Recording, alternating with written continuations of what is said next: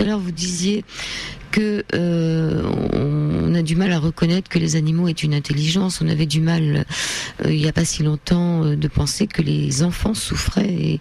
Et donc, maintenant, on a reconnu quand même cela. Et voilà, donc il y a une grande évolution de conscience, on est d'accord ? Oui, mais il y a encore beaucoup de chemin à faire. Alors, est-ce que les animaux aiment communiquer par le biais de la communication intuitive ? La plupart des animaux sont très heureux qu'on leur donne une possibilité de se faire comprendre davantage que ce qu'ils ne réussissent à faire dans leur quotidien. Certains sont assez timides, sont même parfois assez bouleversés qu'on entre ainsi dans leur fonctionnement parce qu'ils ont l'habitude d'un certain, on va dire, d'un certain autisme vis-à-vis de l'espèce humaine. Donc à ce moment-là, eh bien, ils vont être plutôt sur la réserve et il faudra, je dirais, les aider à voir le bénéfice potentiel pour eux de la communication. Et puis de toute façon, dans la communication, il y a aussi l'impératif de s'adresser à eux avec respect ou d'une façon qui soit positive. Et si on va directement leur proposer des sujets d'échange qui vont être désagréables, difficiles, ça ne va pas les encourager à communiquer avec nous. Les animaux communiquent déjà entre eux. Alors certains sont très désireux de communiquer avec l'être humain, surtout bien sûr les espèces domestiques. D'autres sont au contraire très négatifs vis-à-vis de leur opinion sur notre espèce. D'accord. Dans votre livre Communication intuitive, à la page 52, il y a cette petite phrase qui est dans le livre de Job. Interroge le bétail pour t'instruire et les oiseaux pour t'informer. Les reptiles du sol te donneront des leçons. Ils te renseigneront, les poissons des mers. Donc dans le livre de Job. Et vous dites, et quelqu'un vous pose cette question, peut-on vraiment espérer que l'animal interrogé dans le processus de la communication intuitive va, comme cela est décrit dans Job, dans le Job, répondre volontairement au questionnement pour enseigner, instruire ou informer, ou bien au contraire la personne qui reçoit des informations par ce biais ne fait-elle que lire dans l'animal comme s'il était un livre ouvert? Mais dans le second cas où l'animal serait passif dans le processus de communication subtile, le texte n'aurait-il pas dû être va lire dans le bétail, les oiseaux, reptiles ou poissons? Alors vous dites que vous vous êtes posé cette question maintes et maintes fois. Qu'est-ce que vous avez trouvé comme réponse? Alors évidemment, les traductions de la Bible, surtout l'Ancien Testament, peuvent être tout à fait inexactes. Je crois que cette phrase, je l'ai vue aussi dans un écrit je crois que c'est chez Annick de Souzenel, si je ne me trompe pas, mais peut-être que ma mémoire me fait défaut ici.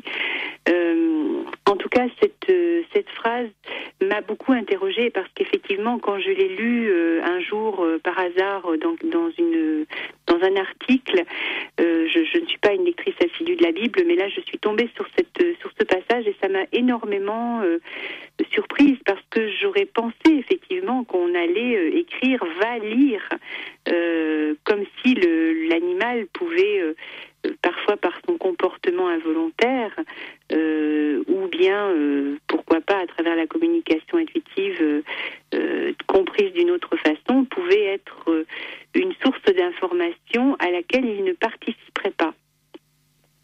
Alors, je me rends bien compte que je vais très loin en prenant le parti que l'animal est capable d'une communication volontaire avec l'être humain. J'ai beaucoup réfléchi à cette question et c'est vrai que je ne suis pas encore sûre de la réponse. En tout cas, c'est un parti pris que j'ai pris. Ça ne vient pas d'une certitude. Si un jour quelqu'un me démontre le contraire, je changerai peut-être d'avis. Mais ma réflexion s'est appuyée sur des réalités concrètes. Je suis une praticienne, comme je le disais tout à l'heure, c'est-à-dire que moi, je m'intéresse à ce qui est pratique, vécu. Je ne vais pas rechercher trop loin dans des hypothèses théoriques qui ne peuvent pas se vérifier dans la vie quotidienne d'une façon correcte. C'est-à-dire que j'aime beaucoup la philosophie, je l'apprécie parce que je considère que c'est une racine de notre culture, et je crois qu'elle est essentielle parce que c'est une espèce de source intarissable pour faire évoluer notre conscience. Mais moi-même, je ne suis pas une philosophe, moi je suis une praticienne, c'est-à-dire quelqu'un de pragmatique. Donc ce qui m'a fait pencher pour l'hypothèse de l'intervention volontaire de l'animal, qui, j'en suis bien consciente, est très osée, et très loin de notre approche actuelle de l'animal, c'est que certains animaux ne vont pas se laisser lire. C'est-à-dire que pour certains animaux, nous n'aurons pas d'informations. Soit ils vont bloquer leur comportement et devenir par exemple immobiles ou tout simplement arrêter les actions qu'ils étaient en train de faire quand nous entreprenons une communication avec eux, quand nous les interpellons. Donc ça, c'est pour l'aspect extérieur. Mais aussi, certains animaux, même si on ne sent pas de blocage, de fermeture parce qu'il y a une méfiance vis-à-vis de l'homme ou des choses comme ça, certains animaux ne vont pas donner d'informations. Alors pourquoi est-ce qu'un cheval donnerait une information et pas un autre, alors que si l'animal était un livre ouvert, à ce moment-là, ils devraient tous être à égalité devant cette possibilité-là. Donc ça, c'est une des raisons qui m'a fait pencher pour le fait que l'animal est bien un partenaire à égalité avec nous dans le choix de la communication. C'est un petit peu compliqué ce que j'explique, mais j'espère que je le rends assez... c'est non plus pas très fidèle à vraiment à la complexité de ma réflexion, mais en même temps je crois que c'est un résumé qui peut permettre de se dire tiens, ce sujet m'intéresse, à ce moment-là, eh bien ça sera possible de l'approfondir dans le livre que j'ai écrit, ou bien ce sujet me paraît complètement farfelu et donc je ferme la porte, et peut-être que vos auditeurs pourront faire le choix à partir de cette explication un peu grossière. D'accord. Alors, dans ce livre, Communication intuitive, rencontre avec le monde animal, vous parlez de beaucoup de choses. Comment on peut y arriver, etc. De l'euthanasie, de la mort de l'animal, de la place de l'enfant vis-à-vis de l'animal. Je voulais terminer avec quelque chose de sympa, c'est votre épilogue de ce livre. Puisque nous sommes tous dans le même bateau, voici, avant de nous quitter, quelques conseils issus d'une méditation sur l'aventure d'un navigateur célèbre. Il y a 3 conseils. Premièrement, ne remettez pas à demain ce que vous pensez devoir faire en votre âme et conscience. Il ne pleuvait pas quand Noé a commencé à construire son arche. Deuxièmement, n'ayez pas peur des grands projets. Souvenez-vous que l'arche de Noé a été construite par des amateurs et le Titanic par des professionnels.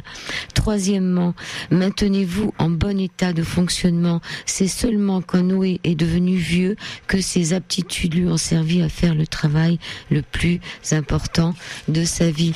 Voilà, je vous remercie vraiment, Anna Evans. On peut rappeler aussi votre site internet. Voilà, c'est www.communicationintuitive.com. Et à partir de ce site, on peut m'écrire, on peut commander mes livres, j'en ai écrit plusieurs, et des DVD aussi, dont certains parlent de la mort, où on peut obtenir toutes sortes d'informations sur les ateliers. Bon, mais je vous remercie, c'est vraiment très gentil d'être avec nous ce soir. On va se quitter. Merci beaucoup, Joël. Et puis très bonne soirée à vous. Merci. Merci. Merci, Anna. Au revoir. Au revoir.